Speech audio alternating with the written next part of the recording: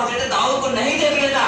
دل کے اندر اس کو سکون نہیں آتا تھا، اس کو چین نہیں آتا تھا، اور جب تک حضرت داؤد علیہ السلام سے ملاقات نہ کر لے، جب تک سلام نہ کر لے، ہر روز جاتا، ہر روز جاتا، ہر روز جاتا، ہر روز جاتا۔ ایک دن ایسا ہوا کہ اس کی شادی ہو گئی، اور جب شادی ہوئی، شادی کے مصروفیت کے اندر وہ مشغول رہا۔ جب رات کا وقت جب قریب آیا تو وہ حضرت داؤد علیہ السلام سے ملنے کے لیے جب جاتا ہے، ملنے کے لیے جب جاتا ہے تو اس وقت اتفاق سے یہ بات ہوئی کہ حضرت داؤد علیہ السلام کے پاس میں حضرت ملک الموت حضرت اسرائیل علیہ السلام آئے ہوئے تھے۔ حضرت اسرائیل علیہ السلام آئے ہوئے تھے، اور وہ نوجوان شخص بھی آتا ہے، حضرت داؤد علیہ السلام سے محبت سے ملتا ہے، آپ سے مصافحہ کرتا ہے، آپ کے ہاتھوں کو بوسہ دیتا ہے، اور آپ کو بڑی ہی محبت کے ساتھ محبت والے انداز سے ملتا ہے۔ تو حضرت ملک الموت یعنی جو موت کے جو فرشتہ ہے، جب اس نے اس شخص کو، اس نوجوان کو دیکھا تو حضرت داؤد سے عرض کی، اے حضرت داؤد علیہ السلام، یہ شخص کون ہے؟ یہ نوجوان شخص کون ہے جو آپ سے اتنی محبت سے پیش آ رہا ہے؟ یہ کون ہے؟ کہا کہ یہ میرا معتقد ہے، مجھ سے محبت کرنے والا ہے، اور اس کی محبت اتنی پاکیزہ ہے، اور وہ مجھ سے اتنی محبت کیا کرتا ہے کہ جب تک وہ مجھے نہیں دیکھ لیتا تب تک اس کو سکون نہیں ملتا۔ تو حضرت داؤد علیہ السلام سے ملک الموت، موت کا فرشتہ کہنے لگتا ہے کہ 6 دن کے بعد میں اللہ تبارک میری لسٹ کے اندر 6 دن کے بعد اس کی موت ہو جائیں گی، 6 دن کے بعد اس کی موت ہو جائے گی۔ دیکھیے آپ کہ زکوٰۃ ادا کرنے سے اللہ تبارک و تعالیٰ کیا دیتا ہے، آپ اندازہ لگائیں۔ صرف ملک الموت کیا کہتے ہیں کہ 6 دن کے بعد یہ مر جانے والا ہے، اس کی آج شادی ہوئی ہے۔ حضرت داؤد علیہ السلام نے جب سنا تو بہت ہی غمگین ہو گئے کہ یہ میرے سے محبت کرنے والا ہے، 6 دن کے بعد مر جائے گا۔ جب اس کے بعد میں وہ ہر روز آتا رہا، جاتا رہا، آتا رہا، جاتا رہا، آتا رہا، جاتا رہا، یہاں تک کہ 70 سال گزر گئے۔ کتنے سال؟ 6 دن کی بات ہوئی تھی، 70 سال گزر گئے، لیکن وہ جو نوجوان ہے وہ نہیں مرتا ہے۔ اس کے بعد 70 سال کے بعد میں موت کا فرشتہ حضرت داؤد علیہ السلام کے پاس جب تشریف لاتا ہے تو سب سے پہلے جو سوال حضرت داؤد علیہ السلام ملک الموت سے کرتے ہیں وہ یہ کرتے ہیں کہ اے داؤد علیہ السلام سے یہ عرض کرتے ہیں، حضرت داؤد علیہ السلام، اے موت کے فرشتے،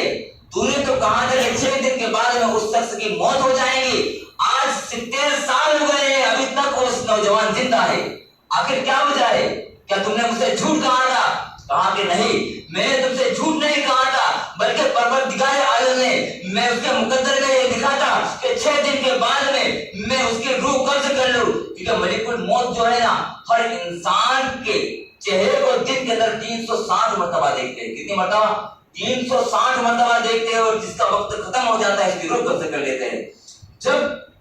تو حضرت داؤد علیہ السلام عرض کرتے ہیں تو آخر وجہ کیا ہے؟ 6 دن کے بعد کیا 70 سال ہو گئے، آخر کیا وجہ ہے؟ تو حضرت داؤد علیہ السلام سے ملک الموت، موت کا فرشتہ عرض کرتا ہے، اے داؤد علیہ السلام، جب وہ آپ سے ملاقات کرنے کے لیے آیا تھا، اور جس وقت میں نے کہا تھا کہ 6 دن کے بعد اس کی موت ہو جانے والی ہے، جب وہ آپ سے ملاقات کر کے گھر کو واپس جا رہا تھا، اور جاتے جاتے اسے ایک فقیر ملتا ہے، ایک غریب ملتا ہے، اس نے سوچا کہ میں نے زکوٰۃ تو ادا کی ہے، لیکن اس زکوٰۃ کے اندر کچھ زکوٰۃ بچ گئی ہے۔ اس نے جاتے جاتے وہ ساری زکوٰۃ جو بچ گئی تھی اور جو اوپر سے تھی، اس نے اللہ تبارک و تعالیٰ کی رضا کے لیے، اللہ تبارک و تعالیٰ کی خوش ندی کے لیے اس فقیر کو عطا کر دیا۔ جب وہ آگے گزرنے لگا تو اس فقیر سے، اس غریب کے منہ سے یہ دعا نکلی کہ اللہ تبارک و تعالیٰ تیری عمر کے اندر 60 سال کی بڑھوتری کر دے۔ جب یہ دعا نکلی تو اللہ تبارک و تعالیٰ نے اس فقیر کی دعا کو قبول فرما لیا، اور اللہ تبارک و تعالیٰ نے پھر اعلان کر دیا کہ 60 سال اس فقیر کی دعا سے میں نے اس کی عمر بڑھا دی ہے، اور 10 سال میں اس سے میری رضا کی وجہ سے میں اس کی 10 سال عمر بڑھاتا ہوں، تو 70 سال کی عمر اللہ تبارک و تعالیٰ نے بڑھا دی ہے۔ تو یاد رکھیے کہ صرف زکوٰۃ ہمارے مال کو نہیں بڑھاتی ہے، بلکہ ہماری عمروں کو بھی بڑھاتی ہے، ہماری عمروں کو بھی بڑھا دیتی ہے۔ اور جو زکوٰۃ نہیں ادا کرتا، آپ کو بے شمار ایسی احادیث اور ایسے واقعات ملیں گے کہ اللہ تبارک و تعالیٰ نے 3 دن کے جس کو 6 دن والے کو 70 سال کی عمر بڑھا دی ہے، تو 30 سال والے کو 3 دن اور 3 سال کی عمر، اس کی عمر بھی کم ہو جاتی ہے۔ حضرات محترم، زکوٰۃ آپ کو صحیح ڈھنگ سے ادا کرنا، ہر چیز کا ایک ایک کر کے حساب لگا کر آپ اللہ تبارک و تعالیٰ کی بارگاہ میں خرچہ کریں۔ حضرات محترم، ایک بہت ہی پیاری حدیث پاک آپ کو سناتا چلوں کہ جب بندہ مومن اللہ تبارک و تعالیٰ کی راہ میں جب دیتا ہے نا، جب محبت کے ساتھ دیتا ہے، جب خلوص سے دیتا ہے، کسی تو مال تو صرف اللہ کا ہے، ارے مال دیا ہوا کس کا مال ہے؟ ہمارا مال ہے، ہم نے کمایا ہے، دینے والا تو خدا ہے، ارے دینے والی ذات خدا کی ہے، اگر اس کی مال سے ہم اللہ کی راہ میں خرچہ کر دیں گے، اللہ تبارک و تعالیٰ ایک تو اس کا محافظ ہو جائے گا ہمارے مال کا، اور اوپر سے اللہ تبارک و تعالیٰ ہمارے مال کے اندر برکت عطا فرمائے گا۔ ہم لوگ جتنا یاد رکھیں، جب انسان کو غربت طاری ہونا، جب غریب ہونے لگے تو اس کو سب سے پہلا کام یہ کرنا چاہیے کہ اللہ تبارک و تعالیٰ کی بارگاہ میں دیتے چلے جائے، دیتے چلے جائے۔ یاد رکھیں فرعون کو کون نہیں جانتا، فرعون اتنا بڑا کافر تھا، اللہ تبارک و تعالیٰ نے اس کو عذاب اس وقت تک نہیں دیا جب تک وہ غریبوں کو کھانا کھلاتا تھا۔ سامری جانتے ہو سامری کون تھا؟ سامری ایک ایسا شخص تھا جس نے بچڑا بنایا تھا، کلام ربانی کا جس کا ذکر ہے، اس نے بچڑا بنایا تھا اور وہ لوگ بنی اسرائیل کو اس بات پر آمادہ کیا تھا کہ وہ شرک کرے اور اس کی پوجا کرے۔ جب اللہ تبارک و تعالیٰ کا عذاب اس کے اوپر آیا، اس قوم پر آیا، تو سارے بنی اسرائیل پر عذاب آیا، لیکن سامری پر نہیں آیا، سامری پر نہیں آیا ہے۔ تو موسیٰ علیہ السلام نے اللہ کی بارگاہ میں عرض کی، مولا کہ سامری تو سب سے بڑا گنہگار ہے، اسی نے تو بچڑا بنایا تھا اور بنی اسرائیل کو یہ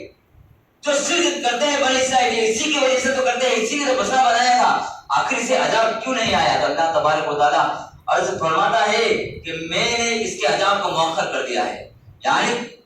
دور کر دیا ہے ابھی کچھ وقت کے لیے، جب تک یہ سامری اللہ کے پیارے بندوں سے، غریب بندوں سے محبت کرتا رہے گا، ان کو کھانا کھلاتا رہے گا، اللہ تبارک و تعالیٰ اسے ان کو اس کے اوپر عذاب نہیں ڈالے گا۔ تو یاد رکھیں ایک کافر ہے، ایسا کافر جس کو اللہ تبارک و تعالیٰ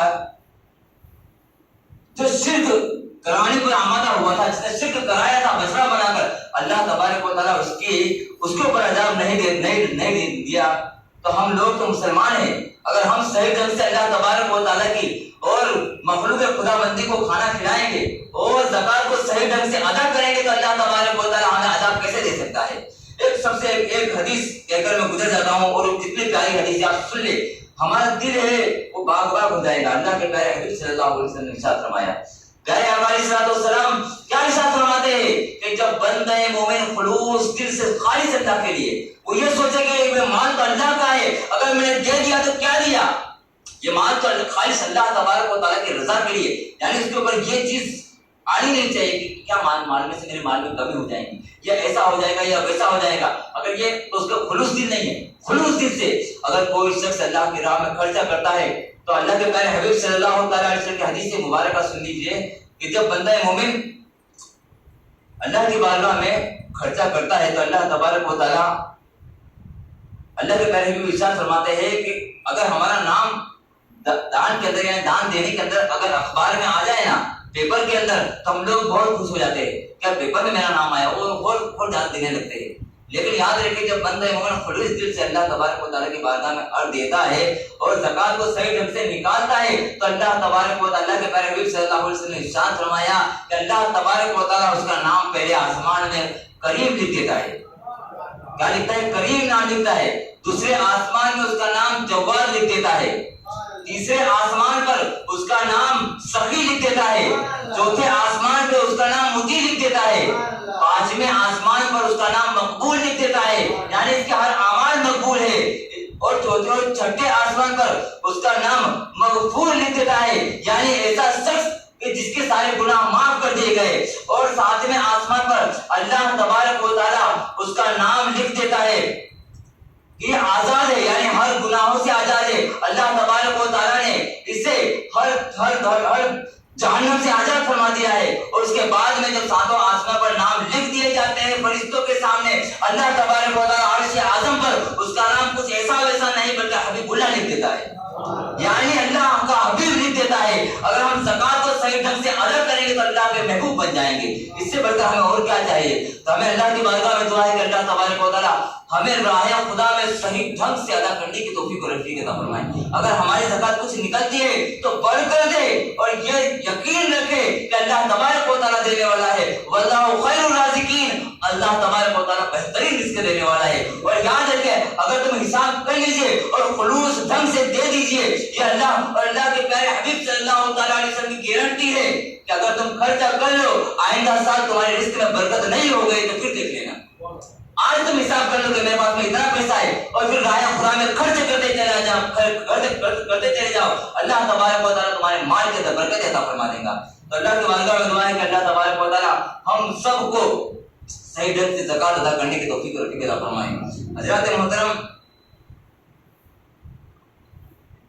اور جن حضرات کو زکات کے مسائل نہیں پتا ہے، وہ جانتے نہیں کہ زکات کس پر لگتی ہے نہیں لگتی ہے، وہ برائے مہربانی آ کر پوچھ سکتے ہیں، اور بالکل پوچھ سکتے ہیں بلا جھجک، کیونکہ شریعت کے اندر بالکل کوئی چیز کی یہ نہیں ہے، آپ بالکل آئے پوچھ لیں کہ زکات کس پہ لگتی ہے کس پر نہیں لگتی ہے۔ مجھ سے بہت سارے لوگوں نے بھی سوال کیا تھا اکثر کہ بھائی مسجد کے اندر زکات دینا یا فلانا کرنا، انسان کیونکہ جب جانتا نہیں تو کہیں پر بھی کچھ بھی نکال دیتا ہے، تو شاید وہ اسی جگہ پر دے رہا ہوں جہاں پر اس کی زکات ہی ادا نہیں ہو رہی ہو، تو اس کا فائدہ تو اس سے بہتر ہے کہ آپ پوچھ لیں، کسی بھی عالم دین سے رابطہ کر لیں تاکہ اس کو صحیح مسئلہ معلوم ہو جائے۔ اور ایک ضروری اعلان کہ حضرت واحد علی بابا اللہ شریف والے وہاں سے مدرسے کی بک آئے ہے عنایت بھائی کے وہاں پر، اس کو بھول جاؤ کہ میں نے یہ نیکی کی ہے، اور گناہ کرے سے یاد رکھو کہ میں نے یہ گناہ کیا ہے۔ حضرات محترم، اور جب بندہ مومن، اور یاد رکھے ہم لوگوں کا بھی ایسا بہت بار میں نے دیکھا بھی ہے کہ کچھ لوگ روزہ نہیں رکھتے، یاد رکھے روزہ رکھنے کا گناہ کتنا ہے، تھوڑا وقت بھلے ہو جائے گا 2 منٹ سن لیجیے۔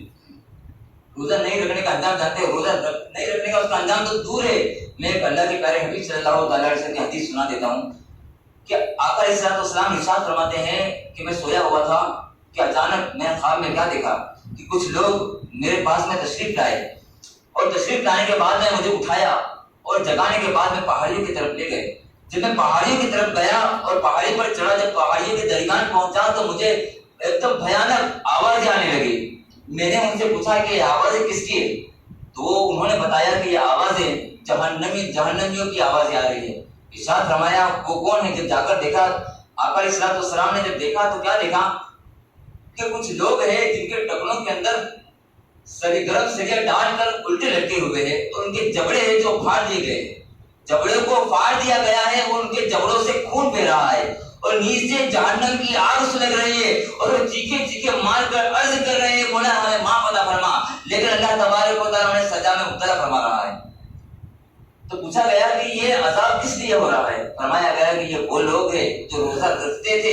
لیکن افطار سے پہلے افطار کر لیا کرتے تھے، یعنی روزے کو توڑ دیا کرتے تھے۔ یاد رکھیے جو روزہ رکھ کر روزہ توڑ دے اس کا گناہ جب ایسا ہے تو جو سرے سے روزہ رکھتے ہی نہیں، اللہ تبارک و تعالیٰ کی بارگاہ میں دعا ہے کہ اللہ تبارک و تعالیٰ ایسے لوگوں کو معاف عطا فرما کر ان کے توفیق عطا فرمائے کہ وہ رمضان مبارک کا احترام کر کے رمضان مبارک کے روزے رکھنے کی توفیق عطا فرمائے۔ تو اللہ کی بارگاہ میں دعا ہے کہ اللہ تبارک و تعالیٰ ہم سب کو دینے والا بنائے۔